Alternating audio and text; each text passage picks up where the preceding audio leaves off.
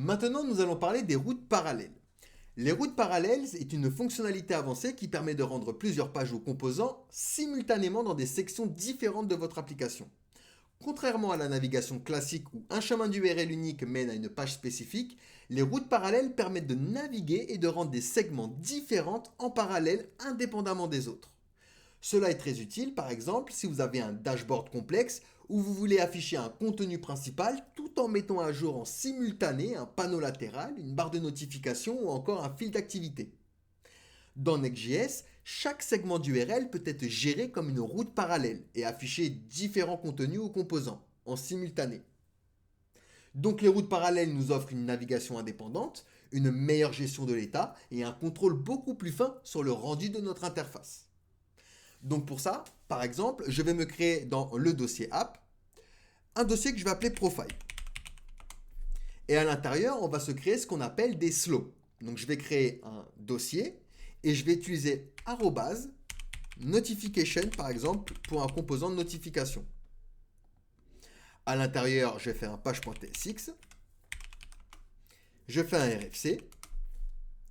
Et donc ici, on va le renommer en notification. Je vais faire la même chose avec un autre slow, donc dans profil. Je me crée un autre slow que je vais appeler primary, qui va représenter le contenu principal.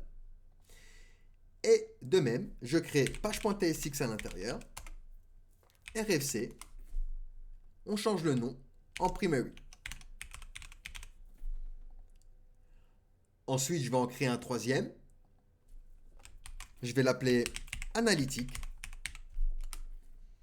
Et cette fois-ci, je ne vais pas créer un page.tsx, mais un default.tsx. Et même histoire, je vais faire un RFC.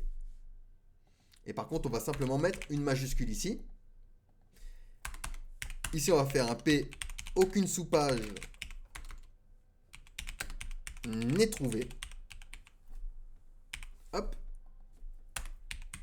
Et ici, on va mettre page fallback en H1. Alors, à quoi sert ce fichier default? Ce fichier default est utilisé dans le contexte de nos parallèles routes pour gérer un fallback ou une page de secours lorsque Next.js ne peut pas trouver l'état actif d'un slow après un rechargement complet de notre page. Ici, Notification et Primary ont une page.tsx. Vu qu'il ne va pas le trouver pour analytique, il affichera du coup par défaut cette page. Donc ce mécanisme garantit une meilleure expérience utilisateur en affichant une page de secours au lieu d'une 404 lorsque Next.js ne peut pas retrouver l'état d'une sous-page. Et donc ici, je vais pouvoir me créer un layout au niveau du profil. Je fais un layout.tsx. Et donc, on va venir import React et Suspense pour pouvoir gérer l'état d'attente avec un loader, par exemple. Donc, from React. Et je vais me créer mon layout. Export default. Donc, une function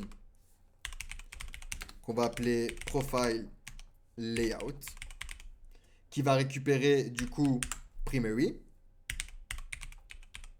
notification et analytics. Je vais préciser, vu qu'on est avec TypeScript, que primary, notification et analytics sont de type React Node, donc tout type React valide. Et donc ici, je vais pouvoir me return, par exemple une div parent qui va englober donc un suspense, qui retournera un loader, par exemple. Et à l'intérieur de suspense, je vais pouvoir afficher par exemple mon contenu principal avec une balise main, qui est une balise sémantique. Il faut qu'il n'y ait qu'une seule balise main par site. C'est le contenu principal. Donc ici par exemple, je vais lui dire primary. Donc je vais afficher primary. De la même manière, ça je vais le dupliquer, Alt Shift flèche du bas, et à la place de main, donc je vais utiliser un aside. Et ici également aside. Et donc, je vais afficher Notification et Analytique. Donc maintenant, si j'accède à ma page, à ma page profile, /profile, je vais bien atterrir sur ma page profile avec, vous voyez, Primary, Notification. Et vu qu'il ne trouve pas, du coup, pour le slow analytique, il va afficher mon default.tsx. page fallback, aucune sous-page n'est trouvée. Donc, les routes parallèles nous permettent de gérer plusieurs segments indépendamment d'une application. Ça offre une flexibilité pour nos applications, surtout quand elles sont complexes.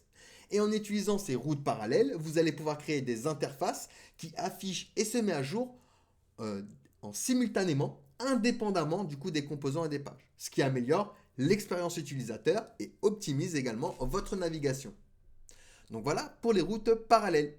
N'hésitez pas à me poser des questions si vous en avez, sinon nous passons à la suite.